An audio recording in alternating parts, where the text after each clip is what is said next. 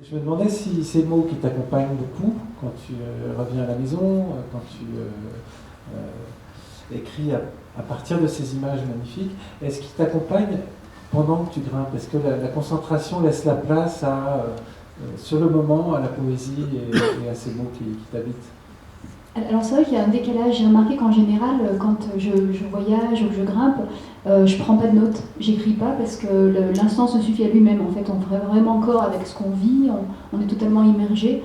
Et ensuite, quand je rentre chez moi, d'un seul coup, il y a des images qui me viennent, des réflexions. Et donc ça vient dans un second temps.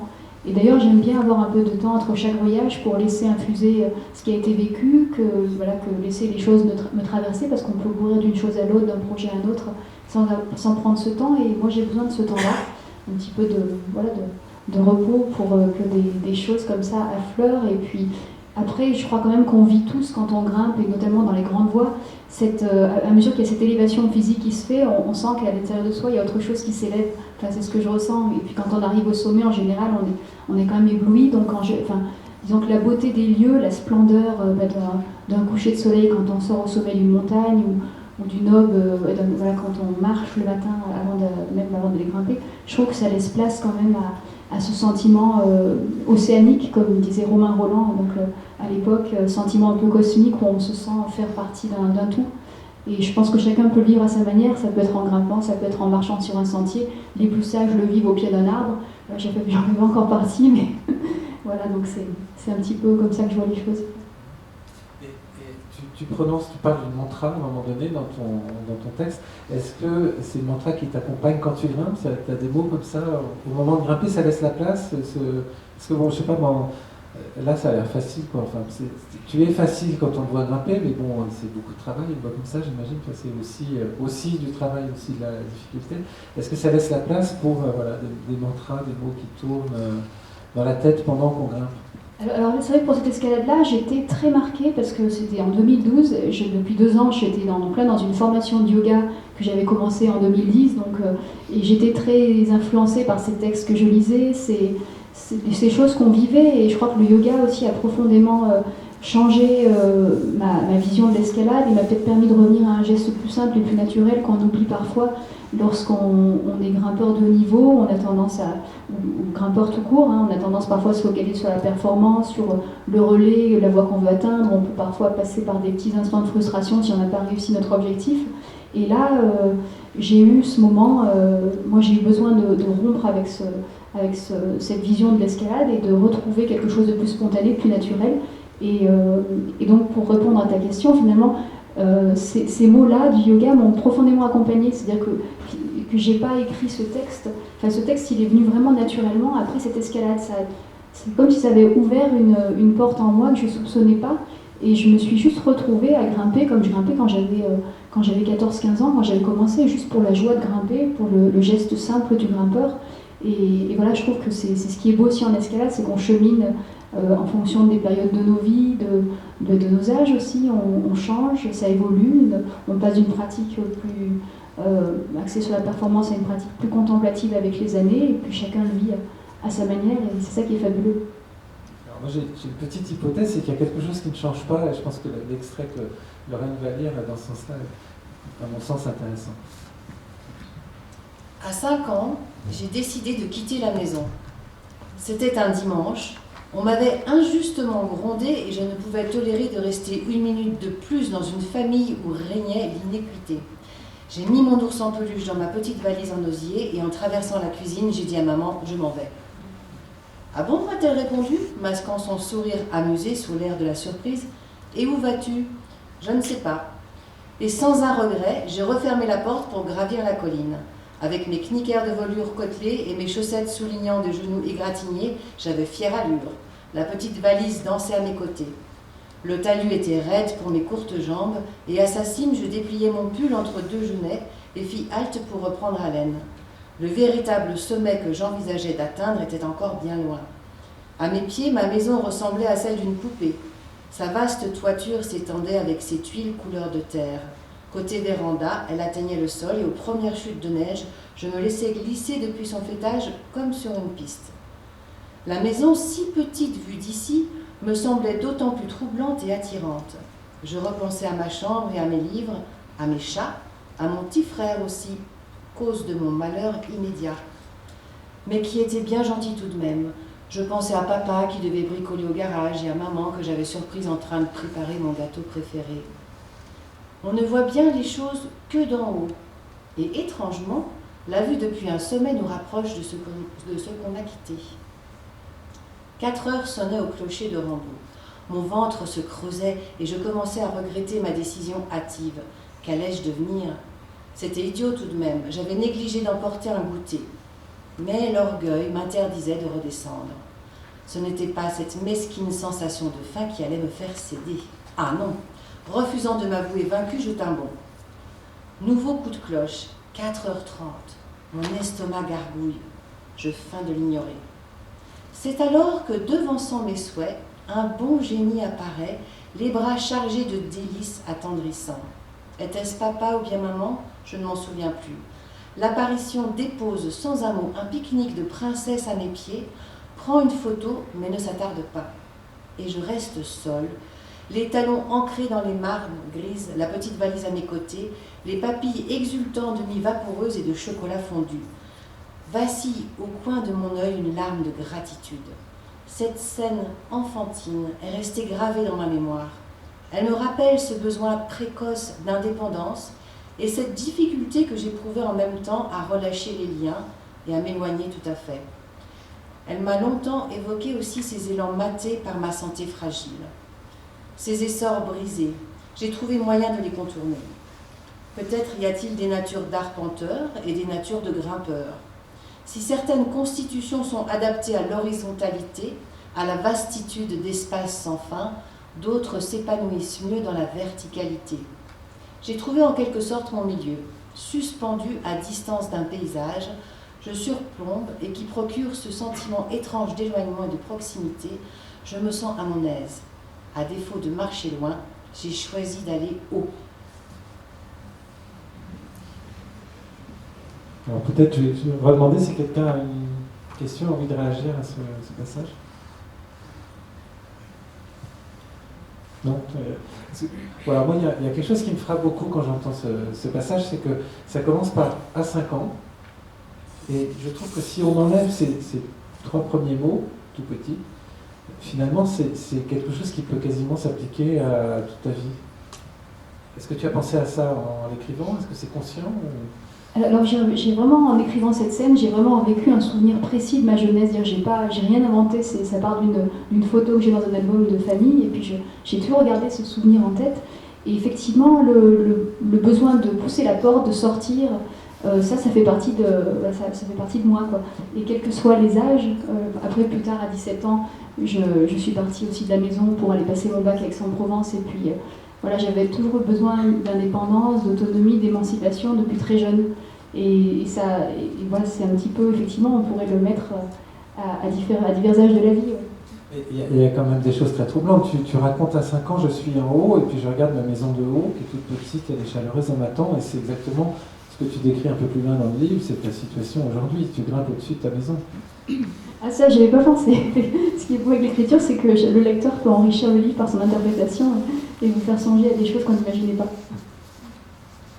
Ou c'est peut-être ta cohérence et ta sincérité, enfin, le côté très sincère de ce livre, c'est que finalement on sent que ce que tu racontes de toi, c'est pas des épisodes plaqués de différentes époques, c'est vraiment toi-même, et que toi-même à 5 ans, on sent qu'il y a quelque chose de proche aujourd'hui, moi je me trompe. Non, c'est vrai, mais je pense qu'après, peut-être qu'on a en soi l'enfant qui continue de vivre et puis de s'épanouir, et puis parfois dans nos vies, on laisse plus ou moins de place à cet enfant qu'on porte à l'intérieur de soi. Et c'est vrai que dans ma vie, j'ai toujours tenté d'être très proche de ses aspirations et d'être, de coller à ce qui m'avait toujours aimanté, fait vibrer, et puis d'orienter ma vie en fonction de ça, et pas forcément des nécessités liées à ce que la société souhaiterait vous voir réussir ou faire. Donc ça, c'est vrai que c'est une constante dans ma vie, dans ma vie avec Arnaud aussi. Je crois qu'on a toujours essayé d'avoir cette cohérence, faire coïncider nos pensées, nos actes avec nos pensées. Puisque tu as parlé d'Arnaud, la transition est toute trouvée avec l'extrait suivant. Les hirondelles fendent l'air à mes côtés tandis que j'avance dans la Hasse-Brandeleur sur un calcaire éblouissant. Les vieux pitons, le rocher qui demande un peu d'attention me ravissent. Les trites chimées font partie de mes escalades préférées. J'aime cette dolomie blanche et fracturée qui offre de parfaites réglettes. Et quelle folle ambiance! Dans cette paroi de 500 mètres, chaque longueur nous propulse davantage dans le vide. J'avale les mètres de la Cima Grande jusqu'au sommet dans un état proche de la transe. Dès le lendemain, nous voilà partis dans la Cominici, une voie incontournable des Dolomites ouverte en 1933 par le bel Emilio, le premier grimpeur médiatique de l'histoire de l'alpinisme. L'élégant grimpeur fascinait le tout Cortina par sa souplesse et ses exploits, avec ses espadrilles à semelles blanches, ses pantalons bouffants et son torse bombé. Il faisait de l'effet à ces dames et agaçait ces messieurs. En ce temps où Paul Boran écrivait que Coco Chanel fanait l'avant-guerre, Emilio, lui, fanait la vieille garde, démodait l'ancienne génération d'alpinistes et de guides qui grimpaient en se faisant la courte échelle et crapahutaient en zigzagant sur les montagnes à la recherche du passage évident. Comici découpait dans la paroi des lignes nettes et franches, comme le tombé des robes de coco, les voies d'Emilio filent droit. Impressionnant tout de même, dis-je à Arnaud. C'est incroyablement raide sans dépasser le 6A. Et lancés comme des fusées, nous rejoignons rapidement une cordée italienne qui semble fossilisée sur la muraille. Au relais du dessus, le grimpeur nous jette un œil ostensile, bien décidé à nous montrer qu'il ne cédera pas sa place.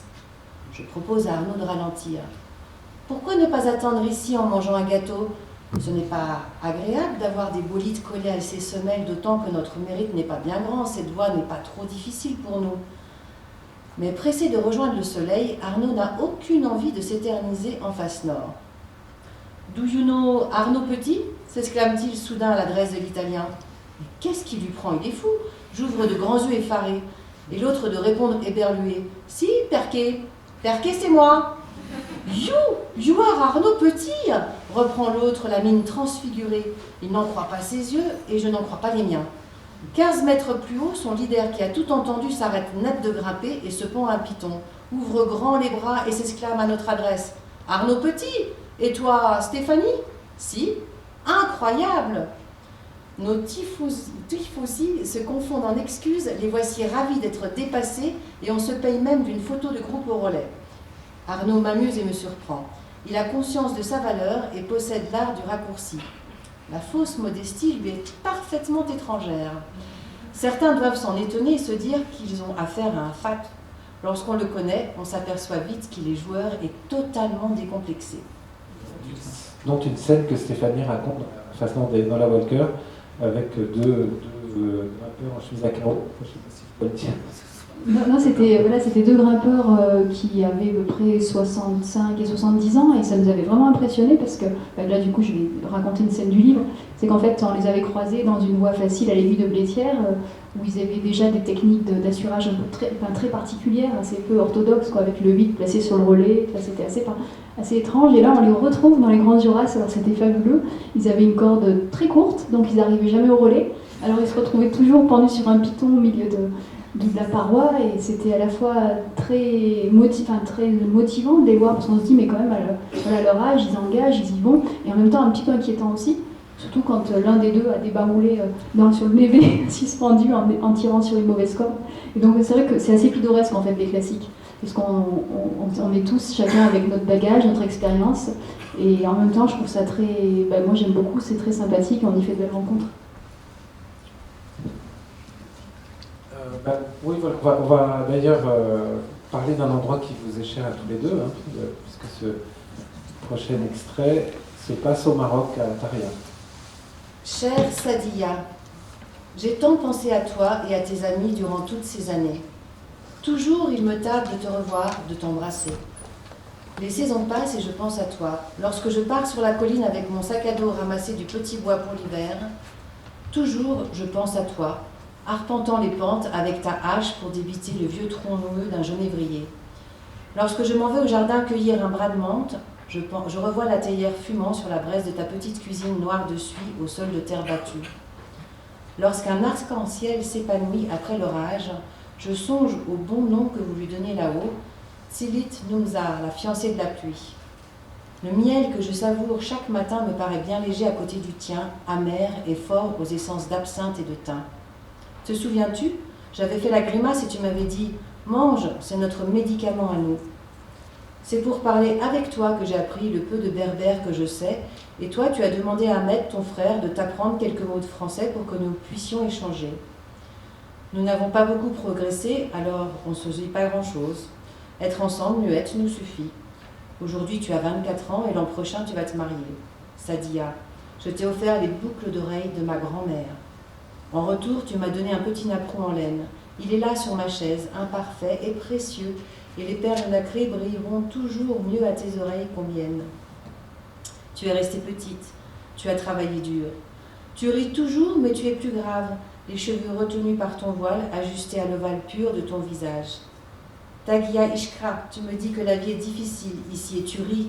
Ahmed, la dernière fois que nous nous sommes vus, a traduit pour moi tes paroles. Sadia souhaite te dire qu'elle t'aime. Elle t'aime vraiment beaucoup. Une fois encore, nous allions nous quitter et sous mes lunettes de soleil, les larmes me sont venues. Tu m'as serré fort contre ta poitrine et tu m'as suivi du regard lorsque je suis redescendue au gîte de Fatima et de Saïd. Parce que c'était toi et parce que c'était moi. Voilà, je pense qu'il faut mieux te laisser la parole, Stéphanie, pour raconter où ça se passe. Alors c'est vrai qu'on a eu l'occasion de découvrir ou de redécouvrir, parce que c'était des lieux qui avaient déjà été explorés par des gens dans les années 70, des grimpeurs pyrénéens aussi, et notamment cet endroit qui s'appelle Taria, donc dans le Haut Atlas. On y est allé pour la première fois en 2002 et ça a été le coup de foudre en fait. Et chaque fois, on y retournait chaque année depuis je suis pas très bonne en chiffres, mais depuis 15 ans, voilà. Et quand je suis là-bas, en fait, je suis partagée. Je ne sais pas si j'ai envie d'aller grimper ou de passer du temps avec les gens avec qui j'ai noué des liens très forts, dont Sadia, justement, qui, durant ce premier voyage, il m'avait pris par la main, il m'avait accompagnée pour me faire visiter le village. Elle avait une dizaine d'années. Et voilà, après, il y a des choses qui ne s'expliquent pas. On est aussi très proche, je pense, des Berbères, parce que déjà, en tant que grimpeurs, on passe du temps dans le village. Eux, ils ont le pied 10 fois plus montagnard que nous. Ils sont vraiment très impressionnants sur les sentiers. Ils vivent des vies très difficiles aussi, puis ils nous enseignent peut-être à leur manière une vie plus frugale et plus simple. Et quand on rentre chez soi, on se dit « Mon Dieu, mais cette maison pleine, c'est à moi tout ça ?» Et c'est vrai que ça, à chaque fois, ce décalage qu'il y a avec le voyage nous fait forcément évoluer, réfléchir à notre mode de vie et parfois nous permet de nous dépouiller un petit peu.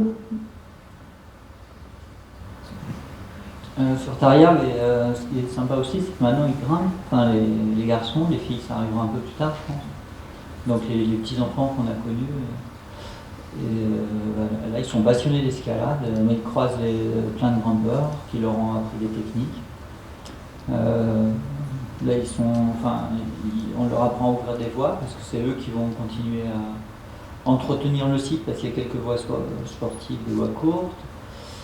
Ils sont super démerdards. Enfin là, il y avait Alex Honnold qui était là-bas, qui a fait des solos, des enchaînements, ils ont passé leur temps avec lui.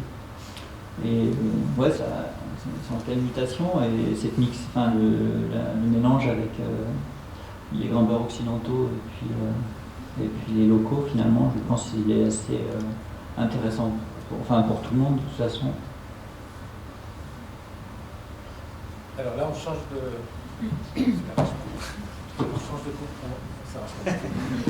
Ça marche là, oui. On change de continent et on part dans le Yosemite, ou pas très loin. Chaque matin, fin prête à 8h, Martina nous attend assise sur son sac à dos, une tasse de thé vert kombucha à la main. Elle a déjà effectué 1 heure de yoga dans le désert et préparé son tupper de sarrasin pour la journée lorsque nous émergeons de la tente et confectionnons à la hâte des pancakes arrosés de sirop d'érable que la jeune femme refuse poliment.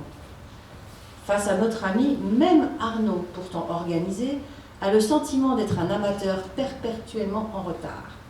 Quant à moi, remplie d'admiration, je songe qu'elle pourrait reprendre à son compte les mots de Monseigneur de Sainte-Colombe dans Tous les matins du monde, le roman de Pascal Quignard. Ce que j'accomplis, ce n'est que la discipline d'une vie où aucun jour n'est férié. Je connais Martina Kuffar depuis mes premières Coupes du Monde. Le fair-play de la jeune grimpeuse slovène m'avait vivement impressionnée alors que je venais de monter à l'âge de 19 ans sur la 3e marche de mon premier podium au championnat d'Europe. Martina, qui ne s'était pas qualifiée pour la finale, était venue me féliciter, serrant ma main avec chaleur. Cette attitude m'avait touchée et j'ai toujours eu plaisir à la retrouver durant ces années de compétition. Puis la vie nous a éloignés. J'ai arrêté prématurément le haut niveau pour passer du temps en montagne et voyager, tandis qu'elle a poursuivi une carrière de compétitrice couronnée par un titre de championne du monde de difficulté, et ce, sans jamais délaisser le rocher. Particulièrement douée pour l'escalade à vue, où son endurance et sa souplesse lui permettent de venir à bout de voies difficiles, Martina est une grimpeuse exceptionnelle. À 17 ans passés sur les circuits de Coupe du Monde, elle venait de mettre un terme à sa carrière et rêvait de s'initier à la fissure. Nous voilà réunis. Quel plaisir de retrouver le désert d'Indian Creek et ses monolithes de grès rouge émergeant du désert. Ces couleurs m'émerveillent, ne m'évoquent rien de commun.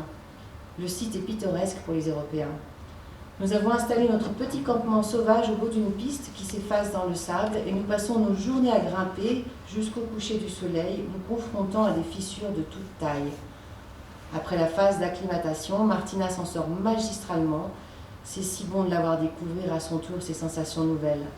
En escalade, on peut être champion du monde et avoir 1000 choses neuves à apprendre. C'est ce qui est formidable. Bonsoir. Oui, moi je me rappelle très bien de notre séjour à Indian Creek et après Yosemite. C'est vrai que tu racontes.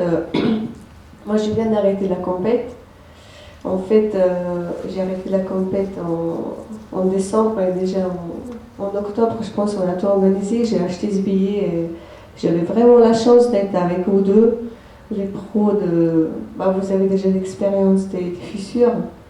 Et donc vraiment la chance de découvrir tout tout de nouveau avec vous et surtout Arnaud qui est tellement organisé, même si tu as dit qu'il n'y avait pas, qui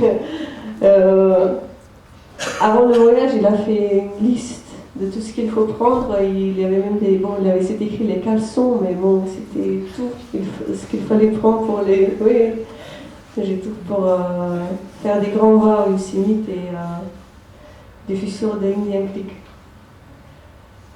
Et moi, j'allais essayer une voie qui s'appelle Freerider sur El Capitan, donc je voulais essayer de faire cette grande paroi en escalade libre, c'est-à-dire pour ceux qui ne maîtrisent peut-être pas ce que c'est que l'escalade libre, en fait, ça veut dire simplement utiliser les prises du rocher pour évoluer et se servir donc de ses mains, de ses pieds et du rocher, et puis d'utiliser le matériel en place, le matériel simplement pour s'assurer. Donc des coinceurs, des dégaines. Et donc j'ai tenté ça, et d'avoir Martina durant cette phase des 3 semaines de préparation à Indian Creek, c'était fabuleux, parce que Martina c'est quelqu'un d'extraordinaire. Quand on va grimper avec elle, il se passe quelque chose, c'est miraculeux, on est tout à coup motivé, on a notre énergie qui est décuplée, et moi qui suis plutôt un petit peu d'un genre quand même, légèrement fainéante quand même, avec Martina je ne pouvais pas me le permettre. Elle m'obligeait de la voir comme ça, à grimper des longueurs après longueurs sans jamais s'arrêter jusqu'à la nuit. Le soleil se couchait, Martina continuait. Et je me disais, mais il faut que je fasse pareil. Et cette persévérance m'a toujours beaucoup inspirée, mais depuis des années en fait, depuis notre adolescence quasiment. J'ai toujours trouvé que tu étais un grand exemple de grimpeuse pour ta constance, ta persévérance, et ça m'a beaucoup inspirée. Merci, ouais, mais je suis toujours comme ça en falaise. Même, j'ai dit que peut-être que je vais m'arrêter un jour, mais même en scène, j'ai grimpé jusqu'à la fin. Et tout le monde dit, elle est un peu folle. Mais je suis comme ça, dès que j'arrive à la falaise, je me suis dit, qu'il faut en profiter. Tu peux pas. Elle est allongée au bas, c'est bien, elle est allongée aussi au pied, mais il faut profiter de la journée, de faire le plus possible. Bon, après, j'ai un peu payé à la fin de ces jours-là. Parce que j'étais vraiment à fond, même au Yosemite, après avec Sean Larry, j'ai faisais trop. J'ai fait aussi El Capitan, pas tout à fait en libre, on a fait Half Dome, on a fait du bloc, tout, et à la fin j'ai parti du Yosemite avec un coup de tout enflammé, avec un bon bauxite, et je pense que c'est juste à cause de la fatigue. Mais bon, c'était quand même un super voyage. Grand souvenir. J'ai un souvenir aussi, tu parles dans le livre aussi, je ne sais pas si c'était Coupe du Monde à Chamonix, mais c'était une compète à Chamonix. c'était encore de l'autre côté de la place et il pleuvait. Et tu parles en fait que tu as profité de tes expériences en falaise. Et moi, je sais que j'étais la première à partir dans la voie. Et personne après m'a dépassée et j'ai un peu culpabilisé parce que quand il pleuvait, la voie, pour moi, elle était un peu plus sèche. Je me suis dit, mais je ne veux pas gagner parce qu'elle était plus sèche et je voudrais vraiment que quelqu'un me dépasse. Et c'était Stéphanie finalement qui est venue plus haut et j'étais vraiment contente en fait. J'étais contente d'être deuxième, mais contente pour elle qui a gagné, qu'elle trouvait que ça passe même mouillé. Merci, c'est le fair play de Martina, ça c'est magnifique. Alors en fait, ce qui a changé dans ces 5 dernières années, c'est qu'en fait j'ai vraiment ressenti une grosse fatigue il y a 5 ans, peut-être 6 ans maintenant, en essayant une voie donc au Grand Capucin, la voie Petit, la voie d'Arnaud. Et suite à ça, j'ai essayé aussi une voie très difficile à Céluse. Et j'ai fait un petit peu comme Martina au Yosemite, j'ai eu un coup de fatigue après tout ça. Et en fait, je me suis rendu compte que mon corps, passé à 35 ans à peu près, n'acceptait plus les charges de grimpe, de porter des sacs énormes, ouvrir des voies difficiles. Et je pense que là j'ai vraiment eu un passage nouveau. Donc je me suis dit, il faut que je change mon approche pour aller vers quelque chose de plus doux, qui soit plus adéquat avec ce que je suis aujourd'hui. Et donc ça a beaucoup changé ma vision. Aujourd'hui, avec Arnaud, on se régale vraiment à faire des grandes voies faciles, parce que ce qui est génial, c'est quand notre niveau régresse, en fait, quand on régresse, c'est qu'il y a toute un panel de voies qu'on ignorait avant, qu'on trouve insignifiantes, en fait, qui s'ouvrent, et on se rend compte qu'il y a plein de choses magnifiques à faire, quel que soit le niveau dans lequel on évolue, donc ça c'est super. Et après, on est davantage dans le partage aujourd'hui, parce qu'on organise de temps en temps des stages escalade, ou quand on va à Taria, finalement, on n'est plus tellement dans la volonté d'ouvrir encore une grande voie dure supplémentaire, mais plutôt tourner vers les jeunes du village. On a envie de leur apprendre, comme disait Arnaud, à ouvrir des voies, pour être à leur manière initiateur ensuite des touristes marocains qui commencent à arriver à Taria. Donc on est davantage dans une démarche d'ouverture au sens large et plus seulement d'ouverture sur le rocher de choses extrêmes. Donc ça a quand même profondément changé en 5 ans. Voilà. Ensuite, on a quand même toujours ce projet peut-être d'essayer de refaire un paroi de légende un peu actualisé dans les années à venir. Donc ça veut dire des destinations où on n'a pas encore été. Donc ça c'est très très motivant aussi. Et, voilà. Si Arnaud veut ajouter quelque chose. Et alors, si je peux me permettre, puisqu'on est parti d'un livre, donc de mots, il y a un mot qui me résonne à mon oreille quand j'entends parler Stéphanie, c'est le mot facile. Je pense que c'est peut-être pas mal de donner une définition un petit peu plus précise. Facile, ça commence à quoi c'est ça pour vous? Ah, les voies faciles? Oui, les voies faciles. Ah non, les voies faciles, là, c'est n'importe quoi. Enfin, du moment que c'est joli, Cisa, l'autre fois, on a fait une voie au Cancé dans les Calanques, et moi, j'aime bien les voies dans lesquelles on peut avoir une petite curiosité géologique. Et là, c'était marrant parce qu'on descend, on rappelle, dans un trou de 50 mètres. Et au fond de ce trou, il y a une espèce de vasque avec une lumière bleutée, on aurait dit la grotte de Calypso, là c'était splendide.